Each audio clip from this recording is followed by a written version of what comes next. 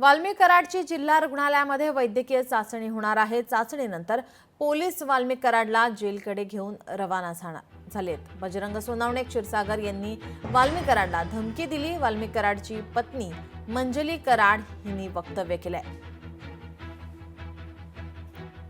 बजरंग सोनावणे आणि क्षीरसागर यांनी आपल्याला वाल्मी कराडला धमकी दिल्याचं वक्तव्य, असं खळबळजनक वक्तव्य वाल्मी कराडची पत्नी मंजली कराड यांनी केलंय।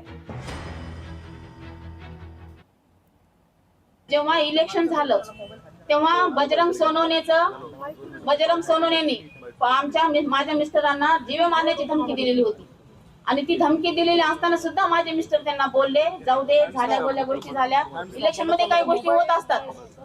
ही एक धमकी दिलेली गोष्ट कुठंतरी कसं तरी धागा जोडून जे आज SIT चे लोक आहेत किंवा GCID चे लोक आहेत ते काही करू शकतात। आज कायदा त्यांच्या हातात आहे, ते कुठलाही संदर्भ कुठेही जोडून त्याचा एखाद्या व्यक्तीला बळीचा बकरा करू शकतात आणि तोच प्रकार माझ्या नवऱ्यासोबत चालू आहे। तर माझी एवढीच इच्छा आहे की SIT चे अधिकारी जे आहेत ते पूर्णपणे बदलले जावे। आज उद्याच्या उद्या ते जर नाही बदलले गेले आणि उद्या जर त्यांचं ऐकून जर माझ्या नवऱ्या उद्या कुठले गुन्हे दाखल झाले तर उद्या आम्ही आज निवेदन दिल्यासारखं देतोय की उद्या आम्ही पूर्ण रोडवर चक्काजाम उद्या करणार आहोत।